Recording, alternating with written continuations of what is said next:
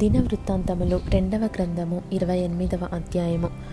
ఆహాజు ఏలనారంభించినప్పుడు 20 సంవత్సరముల వాడై యెరూషలేములో 16 సంవత్సరములు ఏలెను. అతడు తన పితరుడైన దావీదు వలె యెహోవా దృష్టికి యథార్థముగా ప్రవర్తింపలేదు. అతడు ఇశ్రాయేలు రాజుల మార్గములందు నడచి బయలుదేవత రూపములుగా పోత విగ్రహములను చేయించెను. మరియు అతడు బేన్ హిన్నోము లోయయందు ధూపము వేసి ఇశ్రాయేలీయుల ఎదుట నుండి యెహోవా తోలివేసిన జనముల హేయక్రియల చొప్పున తన కుమారులను అగ్నిలో దహించెను. అతడు ఉన్నత స్థలములలోను కొండల మీదను ప్రతి పచ్చని చెట్టు క్రిందను బలులు అర్పించుచు ధూపము వేయుచు వచ్చెను. అందుచేత అతని దేవుడైన యెహోవా అతనిని సిరియా రాజు చేతికి అప్పగించెను. సిరియనులు అతని ఓడించి అతని జనులలో చాలామందిని చెరపట్టుకొని దమస్కునకు తీసుకొని పోయిరి. అతడును ఇశ్రాయేలు రాజు చేతికి అప్పగింపబడెను. ఆ రాజు అతని లెస్సగా ఓడించెను. రెమల్య కుమారుడైన పెకహు యూదావారిలో పరాక్రమశాలులైన 120,000 మందిని ఒక్కనాడు హతము చేసెను. వారు తమ పితరుల దేవుడైన యెహోవాను విసర్జించినందున వారికిట్టిగతి పట్టెను. పరాక్రమశాలి అయిన ఎఫ్రాయిమీయుడగు జిక్రీ రాజసంతతి వాడైన మయషేయాను సభాముఖ్యుడైన అజ్రీకామును ప్రధానమంత్రి అయిన ఎల్కోనానును హతము చేసెను. ఇదియుగాక ఇశ్రాయేలు వారు తమ సహోదరులైన వీరిలో నుండి స్త్రీలనేమి కుమారులనేమి కుమార్తెలనేమి 2,00,000 మందిని చెర తీసుకొని పోయిరి. మరియు వారి యొద్ద నుండి విస్తారమైన కొల్ల సొమ్ము తీసుకొని దానిని షోమ్రోనునకు తెచ్చిరి. యెహోవా ప్రవక్తయగు ఓదేదు అను ఒకడు అచ్చట ఉండెను. అతడు షోమ్రోనునకు వచ్చిన సమూహము ఎదుటికి పోయి వారితో ఈలాగు చెప్పెను: ఆలకించుడి. మీ పితరుల దేవుడైన యెహోవా యూదా వారి మీద కోపించినందుచేత ఆయన వారిని మీ చేతికి అప్పగించెను. మీరు ఆకాశమునంటున్నంత రౌద్రముతో వారిని సంహరించితిరి.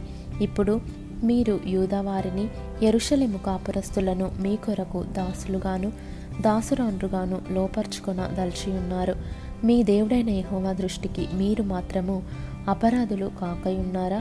యెహోవా మహోగ్రత మీ మీద రేగియున్నది గనుక నా మాట ఆలకించి మీ సహోదరులలో నుండి మీరు చెరపట్టిన వీరిని విడిచిపెట్టుడి. అప్పుడు ఎఫ్రాయిమీయుల పెద్దలలో యోహానాను కుమారుడైన అజర్య, మిషిల్లేమోతు కుమారుడైన బెరెక్య, షెల్లూము కుమారుడైన ఎహిస్కియా, హద్లాయి కుమారుడైన అమష అనువారు యుద్ధము నుండి వచ్చిన వారికి ఎదురుగా నిలువబడి వారితో ఇట్లనిరి: యెహోవా మన మీదికి అపరాధ శిక్ష రప్పించినట్లు మీరు చేసి ఉన్నారు. చెరపట్టిన వీరిని మీరు ఇక్కడికి రప్పింపకూడదు. మన పాపములను అపరాధములను పెంపు చేయుటకు మీరు పూనుకొని ఉన్నారు. మన అపరాధము అధికమై ఉన్నది. ఇశ్రాయేలు వారమైన మన మీద మహోగ్రత రేగి ఉన్నది. కాగా అధిపతులను సమాజముగా కూడిన వారును కన్నులారా చూచుచుండగా ఆయుధస్తులు చెరపట్టిన వారిని కొల్ల సొమ్మును విడిచిపెట్టిరి.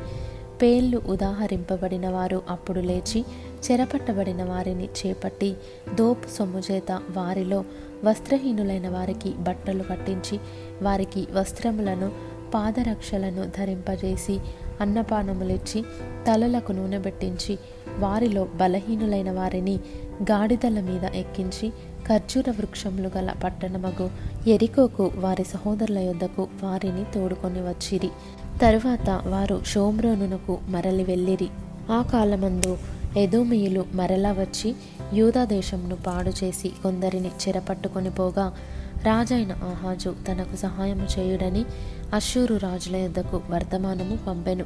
ఫిలిస్తీయులు షెఫేలా ప్రదేశంలోని పట్టణముల మీదను యూదా దేశమునకు దక్షిణపు దిక్కుననున్న పట్టణముల మీదను పడి బేత్షెమెషును, అయ్యాలోనును, గెదెరోతును, షోకోను దాని గ్రామములను, తిమ్నాను దాని గ్రామములను, గిమ్జోనును దాని గ్రామములను ఆక్రమించుకొని అక్కడ కాపురముండిరి. ఆహాజు యూదా దేశమును దిగంబరినిగా చేసి యెహోవాకు ద్రోహము చేసియుండెను గనుక యెహోవా ఇశ్రాయేలు రాజైన ఆహాజు చేసిన దానిని బట్టి యూదావారిని హీనపరచెను.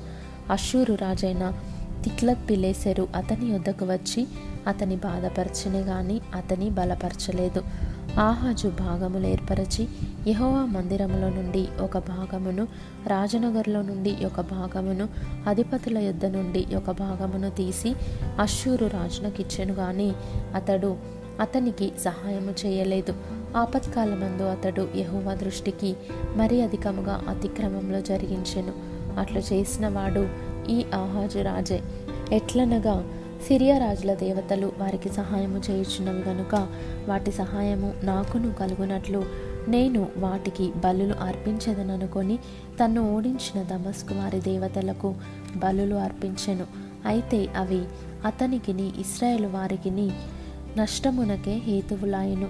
ఆహాజు దేవుని మందిరపు ఉపకరణములను సమకూర్చి వాటిని తెగగొట్టించి యెహోవా మందిరపు తలుపులను మూసివేయించి యెరూషలేమునందంతటా బలిపీఠములను కట్టించెను. యూదా దేశములోని పట్టణములన్నిటిలోనూ అతడు అన్యుల దేవతలకు ధూపము వేయుటకై బలిపీఠములను కట్టించి తన పితరుల దేవుడైన యెహోవాకు కోపము పుట్టించెను. అతడు చేసిన ఇతర కార్యములను గూర్చియు అతని చర్య ఎంతటిని గూర్చియు యూదా ఇశ్రాయేలు రాజుల గ్రంథమందు వ్రాయబడి ఉన్నది. ఆహాజు తన పితరులతో కూడా నిద్రించి యెరూషలేము పట్టణమునందు పాతిపెట్టబడెను గాని ఇశ్రాయేలీయుల రాజుల సమాధులకు అతడు తేబడలేదు. అతని కుమారుడైన హిజ్కియా అతనికి బదులుగా రాజాయెను.